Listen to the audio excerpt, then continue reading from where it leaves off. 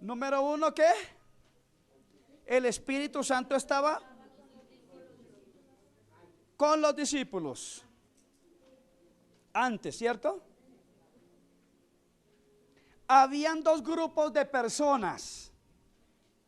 Ahí mismo en esa misma hilera habían dos grupos de personas, o sea, antes, ¿no? En el recuadro de la izquierda. ¿Quién eran esos dos grupos? Los judíos y los gentiles. Anótelo ahí. Judíos y gentiles. Antes del Pentecostés. Antes. Número 3. No había iglesia. Después del Pentecostés, a la parte derecha. Note esto. Número 1. Después del Pentecostés, en la mano derecha. El Espíritu Santo estaba en los discípulos. ¿Notan la diferencia? ¿Antes qué? Estaba con los discípulos. ¿Después qué? Estaba en los discípulos. Hay una gran diferencia, ¿cierto? Después del Pentecostés, ¿cierto? Habían tres grupos de personas. ¿Quiénes? Los judíos, los gentiles y la iglesia. Y tercero, nace la iglesia. Juan 14, 17. Primera de Corintios 10, 32. Entonces, mi hermano está notando los acontecimientos. Usted se da cuenta que en cada periodo hubo un antes y hubo un después. Y debido a que hubo un antes y hubo un después, Dios tuvo que cambiar la etapa, cambiar el periodo, por decirlo de alguna manera. Cambiar de dispensación, cambiar de periodo. Porque las cosas no se dieron conforme a lo que Dios quiso, lo que Dios deseaba. Porque el hombre siempre ha querido alterar. El hombre siempre ha querido alterar el orden de Dios. El caso de un niño. ¿El niño nace corriendo? ¿Cierto que no? El niño necesita un proceso. El niño no se puede alterar el proceso. Mamá, yo quiero que después de que, antes de, cuando salga de tu estómago, quiero salir trotando de una vez. No, el niño tiene que entrar en un periodo, en un proceso. Y el niño que empieza primero a sostenerse, ¿cierto? Luego a sentarse. Luego empieza a gatear. Y luego empieza a dar sus primeros pasitos. Se cae varias veces mientras su cuerpo le da fortaleza y ya luego empieza a correr, a caminar y luego a correr. Entonces el ser humano, ¿por qué Dios ha cambiado las dispensaciones? Tuvo que cambiarla una y otra vez, porque el hombre siempre alteró los procesos. Hoy yo le decía a un jovencito, tiene que ver con lo que estoy enseñando. Lo aconsejable es que un joven no se case a muy temprana edad. ¿Por qué? Porque su periodo, su época de joven no la ¿qué? No la vive, no la disfruta. Y entonces cuando tiene 5 o 3 años de casado dice, no, yo no disfruté la vida, me divorcio, me separo. Entonces el ser humano siempre ha querido alterar los procesos y cuando alteramos los procesos, pues nos metemos en problemas. Entonces, vuelvo a decir lo que les decía hace 15 días. Hubo ese periodo, esa etapa, y el hombre ¿qué hizo? Lastimó el corazón de Dios. Y entonces aparece otra etapa o dispensación. Y entonces vamos al segundo recuadro. Vamos al segundo recuadro, a otra dispensación. Entonces sería el rapto, que es la dispensación en la que estamos nosotros, que estamos a punto de vivir, que es el arrebatamiento de la iglesia. Entonces el rapto. Y en este tiempo que estamos hablando del rapto, estamos hablando de la época de la iglesia. Es decir, es el tiempo que nosotros estamos viviendo. Moisés podría sentir envidia de nosotros. Un Abraham, un Elías, un Salomón, cualquiera de ellos podría envidiarnos a nosotros, porque nosotros estamos viviendo una época maravillosa. Ellos quisieran vivir la época que vivimos nosotros. Ellos están compartiendo otro tiempo en otro lugar. Viene el rapto de la iglesia. Entonces, antes del rapto, número 1, encontramos 3 grupos de personas. ¿Quiénes serían? Juan 14, 17. Para las 2. Ahora seguimos con la dispensación o el periodo del rapto. Juan 14, versículo de 1 al 3. Ahí la cita dice: en la casa de mi padre, dice, no se turbe vuestro corazón. En la casa de mi padre muchas moradas hay. Dice, va a preparar morada, porque un día va a suceder, ¿qué? El rapto de la iglesia. Entonces, antes del rapto, ¿qué hay? 3 grupos. Y el Espíritu Santo está en nosotros. No con nosotros, en nosotros. En mi corazón. Primera de Corintios, capítulo 3, versículo 16 al 17. Después del rapto, a mano derecha, quedan 2 grupos. ¿Cuáles son? Judíos y gentiles. ¿Qué pasó con el otro grupo? Ya no está, es raptada la iglesia. Entonces ese grupo, la iglesia ya no está en la tierra. Se construirá el tercer templo, que va a ser localizado en Jerusalén. Segunda de Tesalonicenses 2:4. Hagamos un paréntesis aquí. ¿Sabía usted que se han construido 2 templos? ¿Cuáles? Entonces se han construido 2 templos, pero la profecía dice que se construirán 3. ¿Quiénes construirán el tercer templo? Los judíos. Ese templo lo construyen los judíos allí en un lugar que está ahorita ocupado por los musulmanes, la mezquita que ellos llaman, que para ellos es un lugar muy solemne, muy sagrado para ellos, para los musulmanes. Pero ahí en ese lugar se construirá el tercer templo para que la profecía se cumpla. Ya los judíos tienen proyectos, están trabajando sobre eso, porque si la palabra de Dios lo dice, así se hará. Segunda de Tesalonicenses 2:4. Y terminando ese periodo, viene el último periodo, que es el periodo de la segunda venida de Cristo. Antes de la segunda venida de Cristo, ¿qué encontramos? Anote, número 1, encontramos animales salvajes, ¿cierto? ¿Cuántos han ido al zoológico? Entonces, usted entra allá y en el zoológico dice peligro, ¿cierto? Y le dicen a uno los guardias que no meta la mano ni se acerque mucho porque es peligroso. Entonces, antes de la venida de Cristo, ¿qué encontramos? Animales salvajes. Se va a dar cuenta que después no va a suceder lo mismo. Es todo lo contrario. Lo dice la palabra, ya le doy la cita. Antes de la segunda venida de Cristo no hay reino. Hay guerras, hay hambres, hay enfermedades y hay que predicar el evangelio, hay predicación de la palabra. Entonces encontramos que no hay reino, hay animales salvajes, hay guerras, hambres, enfermedades y se predica la palabra. Eso es lo que encontramos en la segunda venida de Cristo, o sea que Él va a encontrar eso. Pero después ya no habrán animales salvajes. Isaías 11, versículos 6 al 9. Entonces la palabra ahí nos dice que el león se acostará ¿con quién? Con la oveja, y que el niño se le acercará a la fiera. ¿Y qué le hará a la fiera? No le hará ningún daño. Tremendo, ¿no? No hay predicación de la palabra.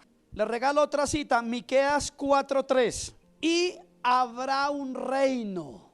Ahora, yo le he hablado a mi hermano de la palabra dispensación. Y mi hermano dirá, pastor, pero eso cómo se come, ¿qué quiere decir eso? Título, dispensación. Y vamos a desglosar qué es dispensación, para que cuando hablemos de una por una usted pueda entender. La encontramos 4 veces en el Nuevo Testamento. Efesios capítulo 1, verso 10. Efesios 3:9. Primera de Corintios 9:17 y Colosenses 1:25. Escuche bien, aquí no dice, usted no encuentra el término ¿qué? Ahí no lo encuentra, ¿cierto que no lo encuentra? Pero sí dice que encomienda, habla de comisión y tiene que ver con dispensación. En la cita de Colosenses 1:25 habla de administración y tiene que ver con dispensación. Quiero que anote esto. En el original griego, anótelo así. En el original griego, esta palabra, estos versículos que le he dictado, se usa con una palabra. Estos 4 versículos que le dicté, se usa con una palabra en el griego, en el original griego, que se llama oikonomía. Esta palabra traduce a comisión, que significa encargo, significa mayordomía y se traduce como administración. Esta palabra oikonomía tiene 2 raíces. La primera raíz se llama oikos, con cada kilo, que es igual a casa. Y la otra raíz, nomos, así como suena, nomos, que es igual a ley. Entonces, si usted reúne estas 2 raíces, ¿a qué traduce? Significa entonces reglas de la casa o reglas del hogar, que es lo mismo. Eso es lo que traduce la palabra dispensación. Oikonomía, palabra de 2 raíces, oikos, que es igual a casa, y nomos, que es igual a ley. Es decir, que significa leyes de la casa o leyes del hogar. Dios no deja nada al azar y todo lo que Dios hace es perfecto. Entonces quiero explicarle un poquito de esta parte. Piense, mi hermano, en un momento en su casa. Pregunto, ¿en su casa hay leyes? Bueno, quitemos la palabra ley. ¿Hay reglas? Sí hay. Entonces hay una cabeza visible, que es ¿quién? El padre es la cabeza, ¿cierto? El varón es la cabeza. De ahí sigue una mujer, que es el ¿qué? El cuello que sostiene la cabeza. Porque hay mujeres que quieren ser cabeza y el esposo es el cuello. Ahí no hay orden, ahí no hay oikonomía. Dispensación, esa palabra dispensación traduce a oikonomía, que significa leyes de la casa. Un orden, está hablando de un orden. Entonces, en nuestras casas debe haber orden, porque si en nuestra casa no hay orden, entonces el hijo llega a las 3 de la mañana, la hija llega a la 1 de la mañana. ¿Será que hay casitas así? Aquí hay casas donde los muchachos llegan a esa hora, ¿no? Hijos que le llegan a las 11 de la noche y pregúntele algo al papá y verá cómo le responde. Entonces nos está hablando que cuando en una casa se vive esto, esa casa entonces, en esa casa encontramos responsabilidades y encontramos obligaciones que hay que cumplir. Y lo que nos quiere enseñar la palabra, que fue lo que pasó con las dispensaciones, que cuando se quebrantan las leyes, entramos en problemas. ¿Por qué Dios tuvo que cambiar las dispensaciones? Porque el hombre ¿qué? Las quebrantó. La primera dispensación fue la dispensación de la inocencia. ¿Andaban vestidos? No, ellos no andaban vestidos. Pero ¿qué hizo el hombre? Quebrantó las leyes, las reglas que Dios le puso a esta pareja, la quebrantaron. Entonces cuando quebrantaron las leyes, se miraron, ambos hicieron ¡ay! Y salieron corriendo. Sí, se escondieron, dice la Biblia que se escondieron. Cuando Dios preguntó por ellos, estaban escondidos. ¿Por qué se escondieron? Perdieron la inocencia. Quebrantaron la ley, las reglas que Dios le había puesto. Y eso pues obviamente que trajo consecuencias. De la misma manera, esta palabra dispensación traduce a una palabra muy bonita que a mí me encanta, que es mayordomía. Entonces, título, mayordomía. Vamos a suponer que Dorita tiene 10 yates, 3 edificios en Cartagena, 4 en Santa Marta, es dueña de 3 Transmilenios en Bogotá, tiene un Mercedes, tiene 3 condominios en Melgar y en Bogotá unas 15 casas. ¿Ella qué necesita? ¿Un qué? Necesita un mayordomo.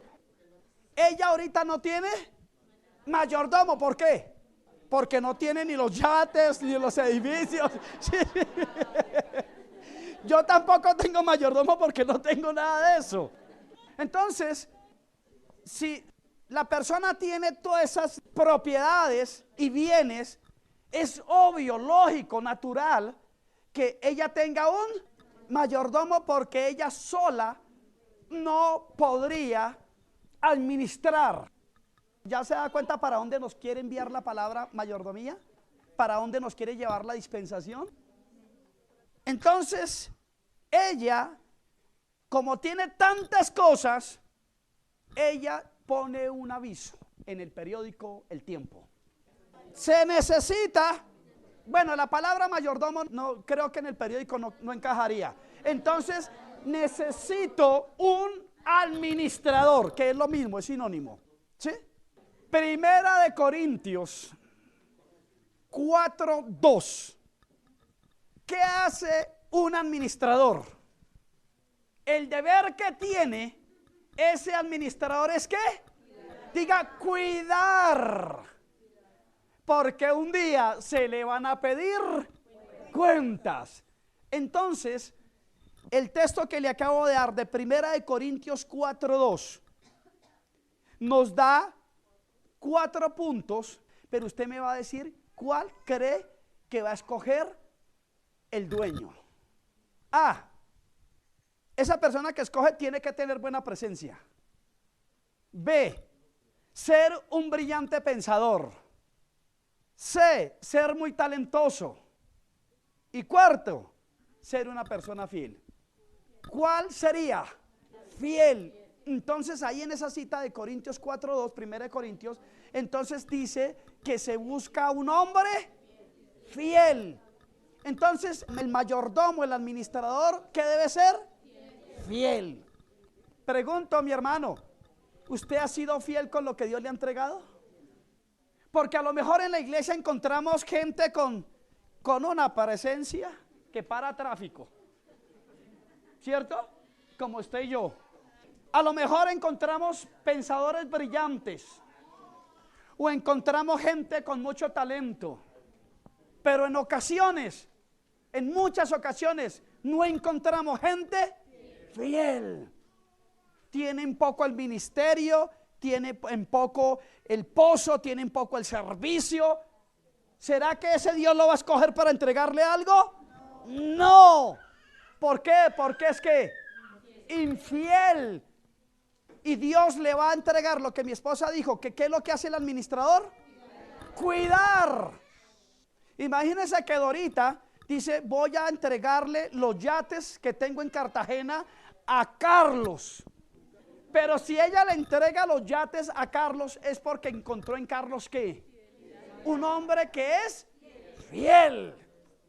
Porque si ella se da cuenta que él no es fiel, perdone que lo ponga de ejemplo.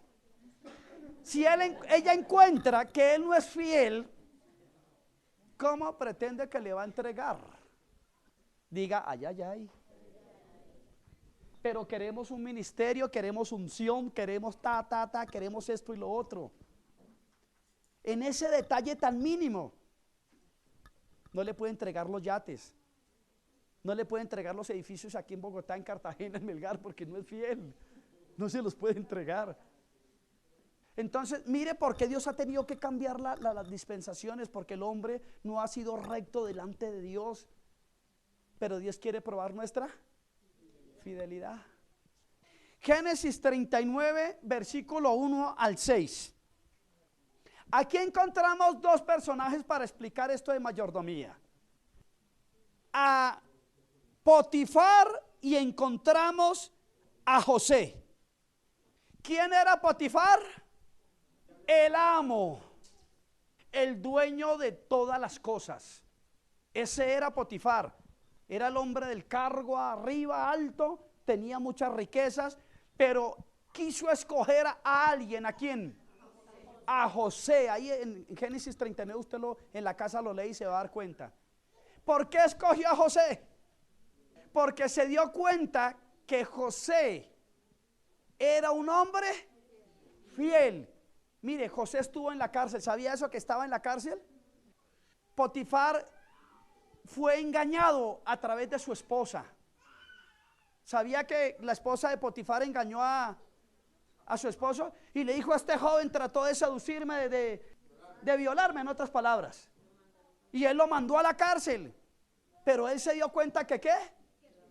Que José era fiel, que su esposa lo había engañado. Entonces encontramos un amo y encontramos un administrador. Entonces entendamos esto: el administrador cuida, pero no le pertenece nada. ¿A quién le pertenecen las cosas? Al amo. Entonces un día el amo, ¿qué va a hacer? Le va a pedir cuentas. ¿Cuentas de qué? Es decir, ese hombre, ¿cómo administró sus bienes? Si los cuidó o despilfarró, malgastó. ¿Y sabe que eso va para nosotros los pastores? Nosotros tenemos más responsabilidad, porque un día Dios nos va a pedir cuentas de lo que nos entregó. Venga para acá, hijo, venga lo que te entregué, lo que recogiste, ¿qué lo hiciste? Y ahí es donde va a haber el ayayay de más de uno. Entonces notemos esto: José tenía la responsabilidad de manejar todo lo de su amo. El amo le entregó todo en las manos a José. Mi hermano, ¿sabía que usted, igual que José, tiene una responsabilidad? Y podemos notar a través de la palabra que en todas las épocas Dios escogió hombres y les entregó algo para que administraran. En todas las épocas. Cuando estamos hablando de administrar, también estábamos hablando de gobernar. Abraham, ¿sería que Dios le entregó algo a Abraham? Le entregó unas promesas, ¿se las cumplió? ¿Qué debía hacer Abraham? Ser fiel con lo que Dios le entregó, ¿no es cierto? Génesis capítulo 12, versículo 1 al 3. Y 17, Génesis también, 17 del 1 al 8. Moisés. ¿Qué le entregó Dios a Moisés en sus manos? Las tablas de la ley, para que se las llevara ¿a quién? Al pueblo. Los mandamientos, ¿cierto? Éxodo 19, 21. El apóstol Pablo. ¿Qué le entregó Dios a Pablo? Un nuevo entendimiento de la gracia de Dios. A Daniel se le entregó algo. A Elías se le entregó algo. A Jeremías. Y usted dirá: pastor, ¿pero qué le entregó? ¿A Sansón se le entregó algo? ¿A Saúl se le entregó algo? ¿Qué hizo con lo que se le entregó a Saúl? No lo supo administrar, ¿cierto? A Sansón fue un hombre escogido, su madre era estéril, ¿cierto? Y se le entregó algo. ¿Qué hizo con lo que entregó? Jugó con lo que se le entregó. Recibir la unción es muy sencillo y muchos la pueden recibir. ¿Dónde radica el secreto? En mantenerla, en saber administrar esa unción. Porque muchos Dios los levantó un día, les entregó unción, los usó, pero no supieron administrar lo que Dios les entregó. A lo mejor muchos se llenaron ¿de qué? De orgullo, de arrogancia, perdieron la humildad y esa unción se perdió. Lo que Dios les entregó se perdió. Mi hermano, ¿sabía que usted es privilegiado? Usted que sirve en la obra de Dios es privilegiado. En la iglesia llega cualquier cantidad de gente y muchos de ellos no tienen el privilegio que ustedes tienen. ¿Sabían eso? Entonces, cuando Dios me entrega algo, Dios me da ciertos privilegios. Mayordomía significa que Dios ha puesto algo en las manos del hombre y es responsabilidad y privilegio del hombre manejar estas cosas adecuadamente. Título: ¿qué es una dispensación? Con signo de interrogación, póngale. Incluye tres cosas. Número uno, el dueño de la casa. Entonces